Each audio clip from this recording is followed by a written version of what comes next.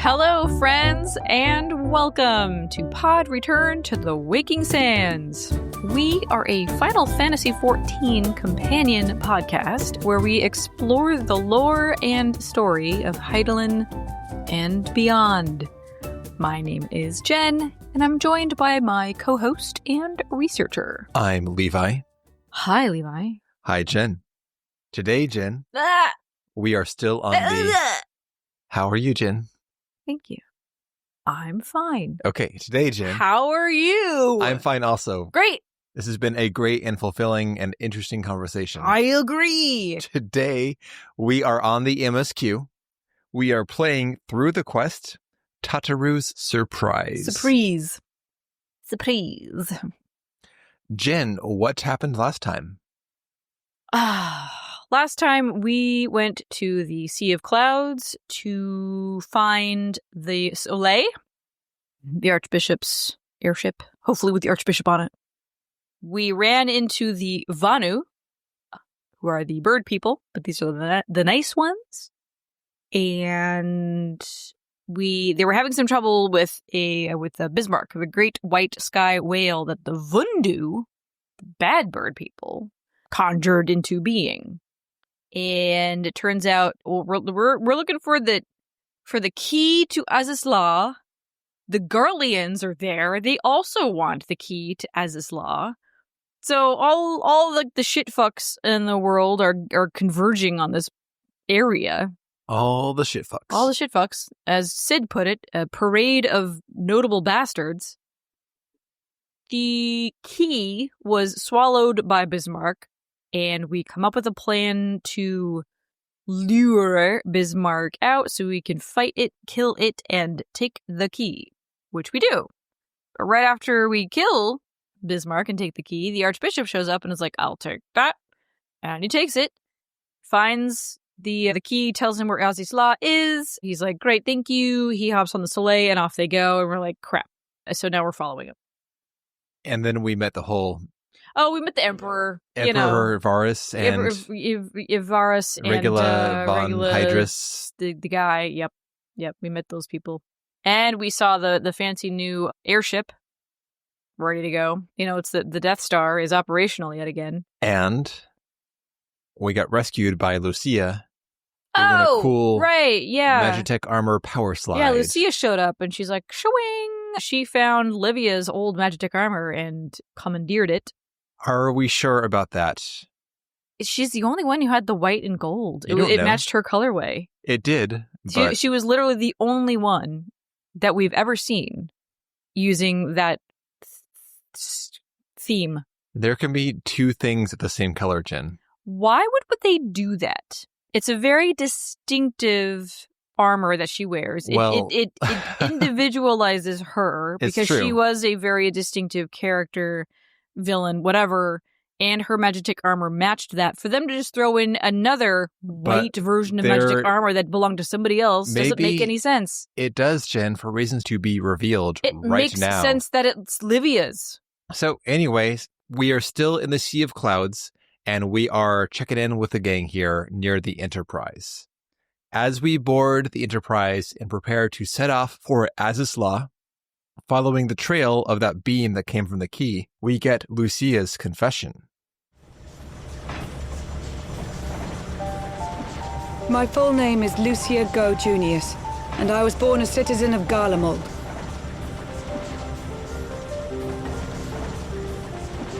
Ah, that explains it. When we first met in Ishgard, I very nearly called you Livia. Livia? Livia Sasjunius, the tribunus who served under Gaius van Baelsar. Aye, she was my sister, though we spent little time together. After our parents were killed in an uprising, we were sent to live in different households, setting us on separate paths. Awkward. So, Jen, maybe these sisters had matching Magitech armor. One of the reasons I'm questioning this, Jen, is that it'd be logistically complicated for her to receive Livia's armor after we busted her up in the castrum. We busted her up, not her armor. Yes, but Did it like get left behind and then We Lucia looted. sends for We it? absolutely looted. Yeah. Oh my Or maybe goodness. it was bequeathed to Lucia She is in Livia's will. She is undercover in Ishgard, except, well, we're still getting ahead of our revelations here, but she's undercover in Ishgard. So it would be weird for her to get like a special delivery for Lucia Go Junius. No. You know, the second in command to the Lord Commander. Anyway, it's complicated, Jin. I don't know the answer about where the armor came from. I don't think it's as cut and dry, though, as you make it. I'm not trying to indicate that it's cut and dry. I'm just saying it's Livia's. Okay. Wherever it's been, we don't know. Anyway, so And maybe Lucia knew where Livia's garage was. It may be in the encyclopedia and may need to be referenced like in Livia's entry, or may be a future plot point that we'll find out in perhaps like a side dialogue comment. I don't know, but I'm not fully on board with you, Jen. Either way, we're talking to Lucia Go Junius.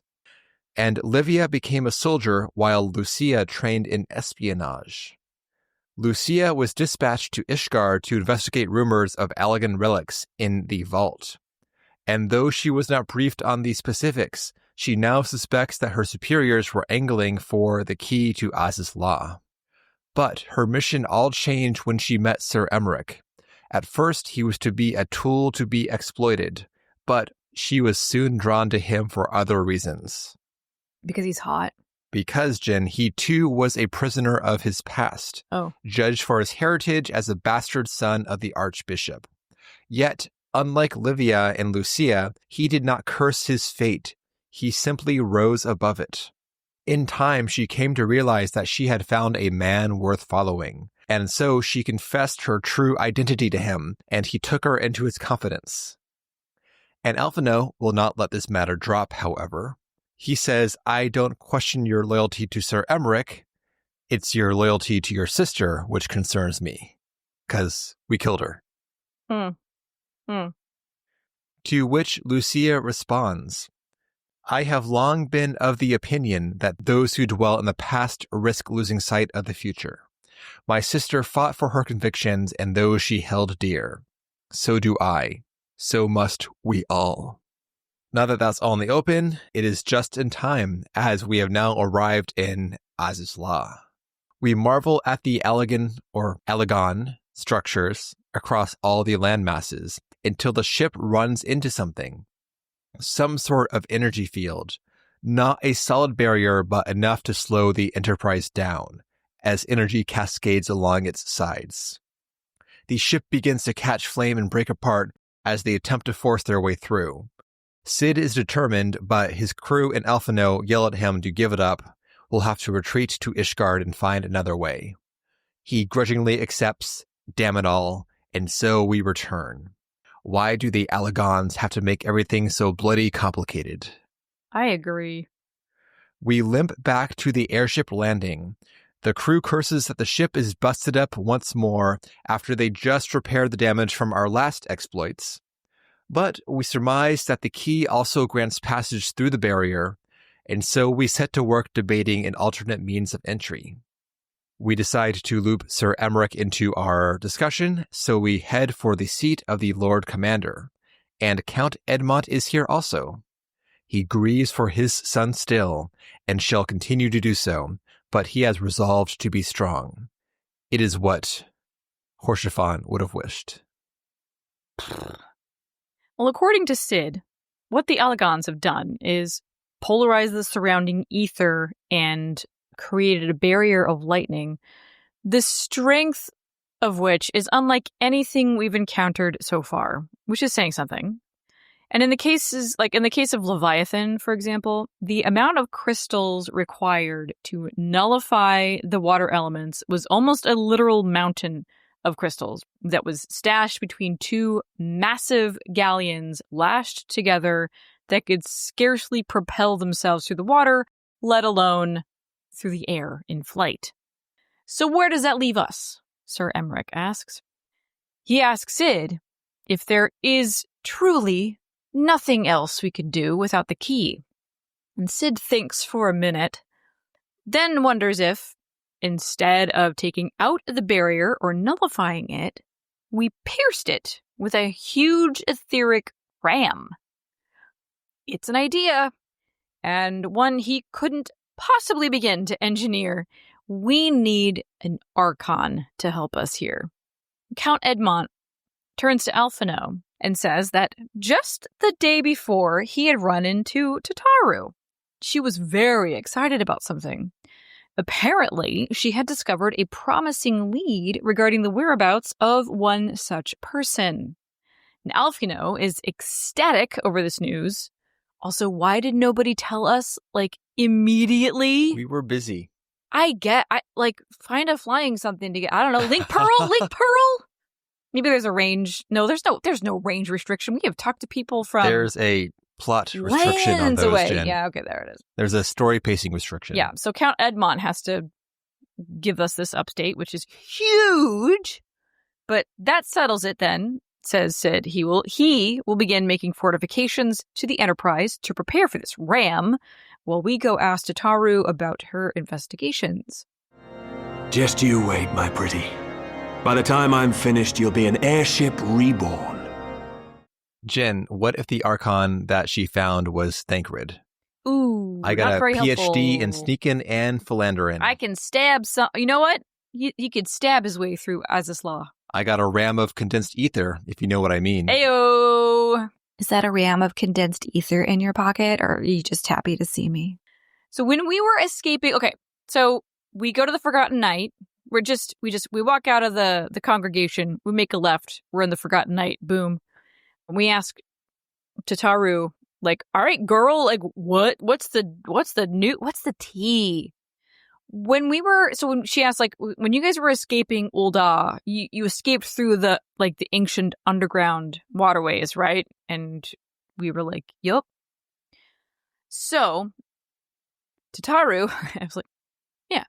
Tataru asked Pippin, Rabban's adopted son, Marshal Terrapin, to search those areas for any sign of Menphilia, Thancred, Y'shtola, the three scions who were with us as we were escaping, in that area anyway. And it seems he did find something, but wouldn't elaborate, and asked us all to meet him at the Hall of Flames to discuss. Also, invite Urianger. We do, and we do. We regroup with Pippin and Urianger outside the Hall of Flames. The Flames have been scouring the waterways, they report, for signs of survivors, including a section of tunnel that was collapsed by Y'shtola. In their excavation... That is not revealed. We know this because we were there during the cutscene, Jen. Okay, fine. We saw her bring down the ceiling upon us. Okay. In their excavation, they found the battered bodies of a dozen crystal braves. And at this, Tataru gets very nervous, but just wait. Also, Alphino is very nervous. Alphino has, steeled himself for terrible news. But they found this, and he proffers a conjurer's wand, Y'shtola's wand. Urianger takes over here. There are a couple very awkward angles coming up, Jen, where the camera shows the back of Urianger's head while he presumably puts on his etherometer. Yeah. It's all right, time to put this on. Cut to back of head, shuffle, shuffle, shuffle. We can't animate that. That's way too. It's way too impossible. Involved. Yeah. Though they have a very detailed custom animation coming up soon, but not for the goggles, which are like a Scion fixture. It's weird because they're strapped to the outside of his head, but then when they're on, they're suddenly strapped on the under the hood. Also, like a big nerd, he's wearing his goggles under his goggles. Oh my God, I loved that so much. I thought that was so funny. Let's lift up these goggles. He took his etheroculars off, and underneath were fucking goggles. I'm like, you son of a bitch. He puts on the etherometer and he scans the wand and goes, yes, just as I suspected. This wand has the imprint of its last spell upon it, a most uncommon magic. An ancient precursor to modern-day ethereal travel, using the Lifestream. The spell entaileth the reduction of the corporeal form into its constituent ether, that the caster might enter the Lifestream and ride its currents thereby. Unlike the teleportation magics of modern times, it requireth not a lengthy incantation. That Y'shtola should choose to employ such a spell bespeaketh the need for haste. Know that the scholars of Sharlayan forbade the use of this spell, and with good reason. The caster hath but limited control over his course. For every mage who came safe onto his destination, another would be set adrift in the Lifestream, never to emerge. Tataru starts to panic, but be not downcast, my friends, for there is yet hope. We may be able to follow its etheric trail. And to that end, we make a quick stop over at the Sildi excavation site. Urianger once more dons his goggles over his goggles and does a scan and deduces that the trail leads us to the Twelveswood. But we know that our bro Connie would have told us immediately if Y'shtola surfaced there. So once again, we despair. This time you should be worried. Contrary to its name, the Lifestream is more akin to a raging torrent. Linger overlong in the midst of this maelstrom, and the ether that formeth one's soul shall surely be scattered, ne'er to be reformed. If her essence is lost in the Lifestream, we will need the Elder Seedseer's aid to reclaim it, more specifically for her to entreat the elementals to aid us. And so, to the Lotus Stand we go. Right, because the Seedseers can commune with the elementals, and the elementals can perceive the Lifestream. So they're, the appropriate middleman here. Or rather, I think the Seedseers are the middleman. We've got a couple of middlemen.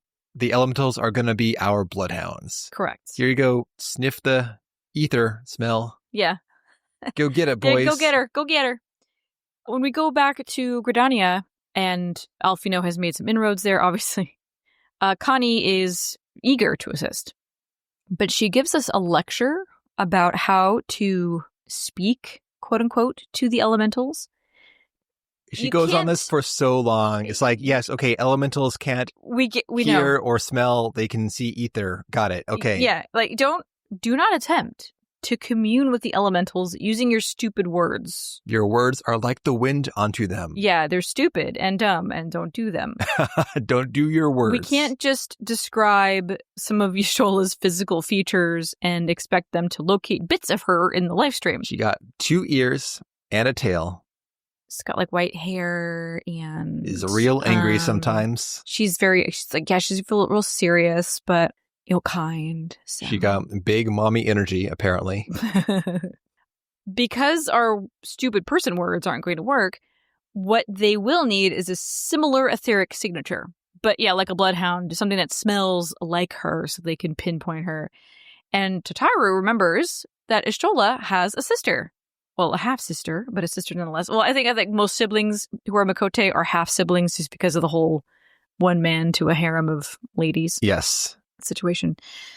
And the sister is Amitra, and if you have done the Summoner quest line. Yeah, well, Arcadus Summoner. Yeah. Summoner only. So, Arcadus is that bullshit in Limsa. Oh, yeah, Jen. yeah, no, she's, Tubergeim. Yeah. So if you've done Summoner, then you've met Amitra. And apparently all she does all day is hang out at Upkalu Falls. Because we can go there at any time, and there she is. We get multiple little custom callouts in this segment here for having done job quests. Yeah. It's like, oh, hey, I know you. I know you. Hello, old friend. Nice. We have a secret handshake and everything. Yeah.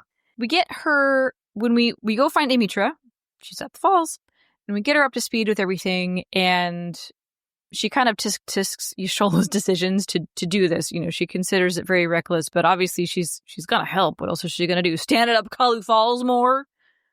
All of us make our way then to Evershade, which is the lagoon big old or wherever tree. where the Great One resides.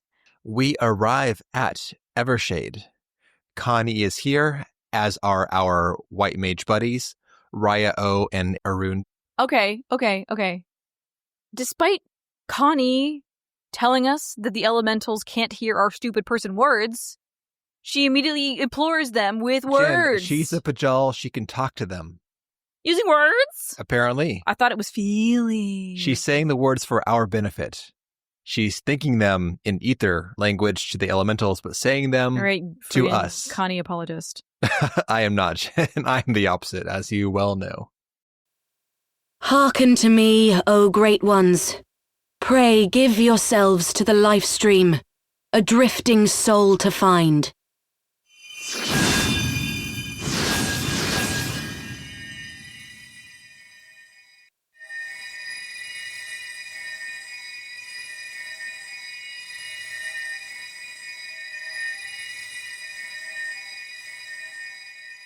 Please, Y'shtola. Please come back to us.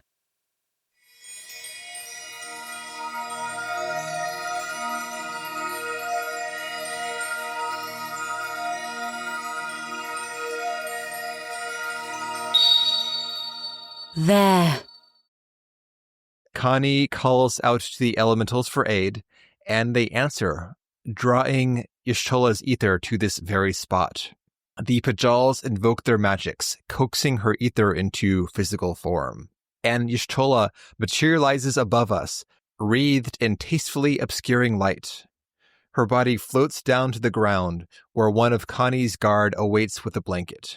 I took great note of this, Jen, because they have like a whole blanket schwumph, like animation. And then she gets all bundled up into like little burrito. Little Y'shtola burrito. Y'shtola. The guard bundles Y'shtola up in this blanket, and we, especially Tataru, attempt to rush to Y'shtola's side. But Connie says no. Give her space.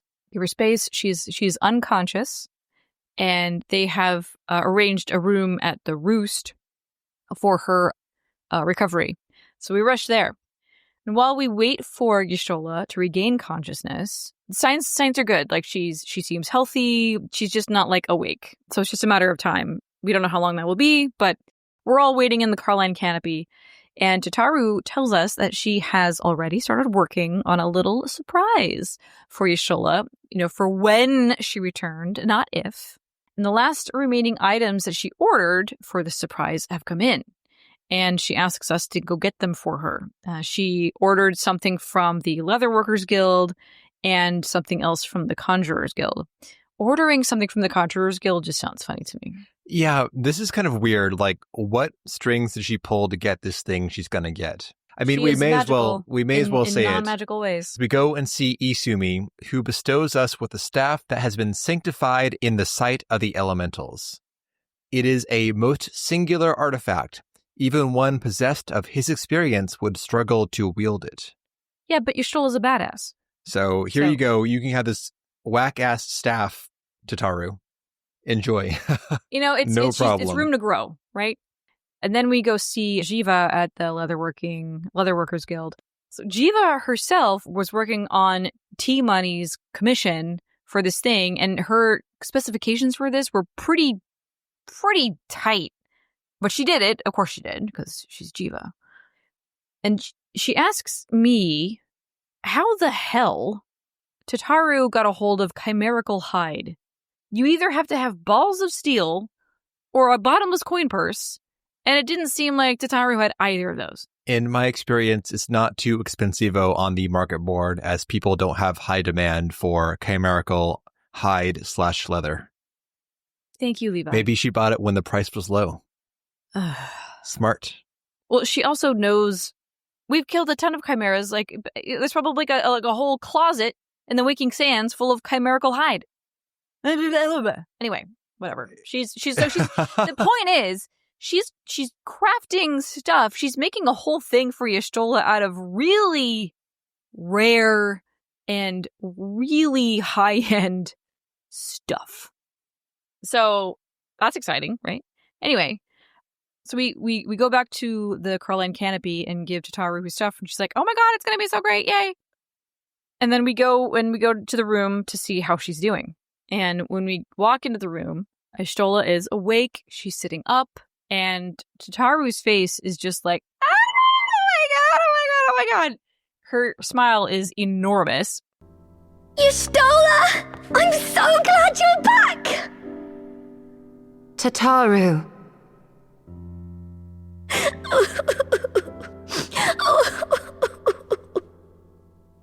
You are safe.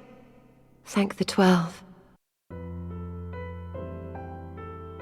Something has changed about you, Alphino. Or mayhap the change is with me. I seem to sense the ether around me more keenly than before. And she runs over and she's like, she's very emotional. I mean, like, how fucking long has it been? It's been a while. We've done some shit. Mm-hmm. Anyway, this is where Y'shtola was like, oh yeah, the collapsed tunnel, that was me. And she did it so that, we and Menphilia could have a chance to escape. And she cast that Hail Mary flow spell to try to get her and Thancred out, which apparently backfired a little bit. And then she looks around the room and she's like, speaking of everybody, where is everybody? And Alphino has to tell her that she's the only one that we have found so far. And he starts to get emotional and he apologizes tearfully, placing the blame on himself and his hubris, for it was the rampant corruption within the Crystal Braves that caused all of this. And Y'shtola is like, you do not need to apologize. And if anything, I mean, if the other Scions were here, we would all be thanking you for keeping the light of hope alive despite everything. True dat. And with that, she is ready to move on. She's ready to stand up, get dressed, do stuff. Well, speaking of getting dressed. It's Tataru's moment. Here we go. Makeover time. And we and Alphino are like, okay, and we just leave wordlessly. No, this is cute. This is cute because Tataru was like, "Oh, I have a surprise for you. I've got some new clothes," because obviously her clothes are gone. And she just kind of turns and looks at Alphino and smiles, and he's like, "What?" "Oh, okay." And then we leave. After the change out, Y'shtola strides out of her room wearing a striking white and black coat with red accents. The new staff is of curving white wood embedded with a elongated purple crystal. Short skirt and a long boots. Jacket. Oh. Also boots, yes. Yeah, she looks grown up, no longer in the slops that she was wearing. Yep. I mean, they weren't slops, but they were kind of like elevated slops. Yep. They did nothing for her figure. No, she looks like a fucking badass because that's what she is. So, yay. And Tataru was like, yeah, well, I've been in Ishgard. I just taught myself how to weave. No big deal. Girl, that's some serious like pattern drafting you were doing. Yeah. Incredible. Anyway, so we realize, the players, I suppose, the whole point of this is because we needed someone to make an etheric ram for us, and we're like, oh, Y'shtola would know what to do. I guess we should go about rescuing her or something. So as soon as she's out and dressed and walking around, we're like, all right, girl, now that you're back, we need you to get to fucking work. And we ask her, okay, we tell her, like, okay, we're going after the Archbishop. He went to Azys Lla. We need a key. We can't get there. The ether barrier, blah, blah, blah. We need an etheric ram. Can you do this? And no. She thinks for a second and she's like, no. And she lets that word hang, though. No. Pause. But. Oh, she has a flair for the dramatic. Not really, but in this moment she does. But she knows somebody who can. Her old master, Matoya. She was fortunate to study under her in Sharlayan. When the Garleans invaded about 15 years earlier, the entire city was evacuated. But Matoya refused to leave, and she now lives a hermit's existence in the abandoned city. She is a stubborn old hag, and if you told her that to her face, she'd be like, absolutely. So Alphino and Alize were born there, actually. But they were super, super young, little babies when they evacuated, and they've never been back. So Y'shtola is like, oh, it's a homecoming? Yes, but let's keep our eyes on the prize. And the fact that Alphino had to tell Y'shtola that is insulting. But anyway, we need to head back to Ishgard to make preparations for the journey. And then we're off to the Dravanian hinterlands. Yep, and we leave off there.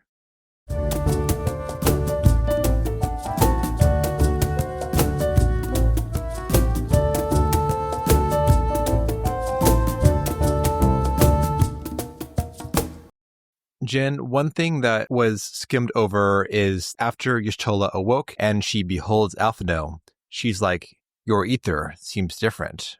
I can perceive ether more distinctly now. Mm-hmm. So she now has some ether sense going on. Yes, as far as we can tell, yeah. So there, it could be, so there's two things here. One is spending all that time on the Lifestream and her particular brand of talent has allowed her to perceive ether without the use of goggles. To what degree, we don't know. And her eyes are all pale now. Yeah, they've lost their color. Her pupils are white as well. But also, the second thing is that Alfino's ether may have changed. Because he's become an man. adolescent. Yeah, something like that. But he's grown quite a bit as a person. Yep. He also has new clothes, so maybe a little bit of both. Clothes ether. This isn't your little tunic. Yeah. This is a big man tunic. This is a big boy tunic. Yeah. Big man tunic. Big man tunics. Tunics for men. Big and tall tunic. Tunics for men. I don't have much to say, honestly, about all this, Jen. No, we're Stroll just is back. we're marching forward. I feel like you got the appropriate amount of weight, like not too hurried, not too dragging. So yeah, I agree. Great job all around. I agree. And it was, I mean, it happened in a way that didn't feel forced. Yeah. Like, we knew that Tataru had been doing research to this to find the scions, and lo and behold, some clue was found, and we followed that thread, and that it totally happened organically, which is incredible. So Good yay. times. Good job. I feel good about it. Same. All right. Well, next time we're talking about Culinarian. It's time for a quick break from the MSQ. Time to cook some stuff. Ugh. What? Ugh. That's like the only crafter job that I sit on it until I have to do it. And now you have to. So congrats. I don't know what it is. It's because it takes 50 ingredients to make anything. That's what it is. Yes. That's why, Jen. That's why literally Otis has been sitting on I think a level 45 Culinarian turn-in for months now, because it's 3 different dishes.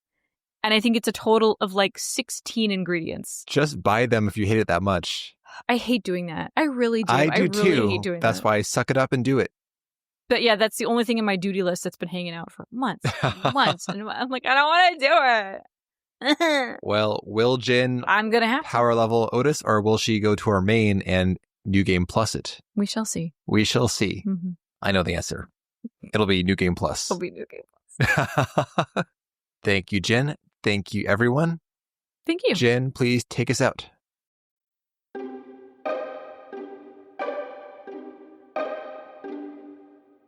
And that will do it for today's episode. Thank you all so much for listening. And if you want to get in touch with us with your stupid person words, you can at podreturnffxiv@gmail.com. We are on Blue Sky at podreturnffxiv. Check the show notes for our Discord. Pop in there, make some friends, talk about some stuff, maybe lurk. Who knows? Just check it out. We also have a link to the official podcast t-shirt at tpublic.com. Levi did the artwork for it. It's pretty cute, so go take a look if you want a little something. And last but not least, our Patreon, patreon.com/podreturnffxiv. And for $1 a month, you get access to a bunch of other stuff that we do. That includes the seasonal events from 14. We talk about the Magic the Gathering cards, the tabletop RPG, like whatever peripheral stuff happens and we want to talk about it, it goes there. And then for $2 a month, you get access to our bonus series, Sightseeing Log. And this season, we are playing Final Fantasy VI. So check it out.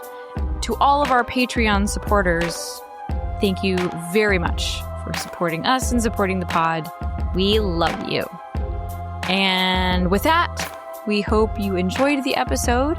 Have a good day or night, and we will see you next time.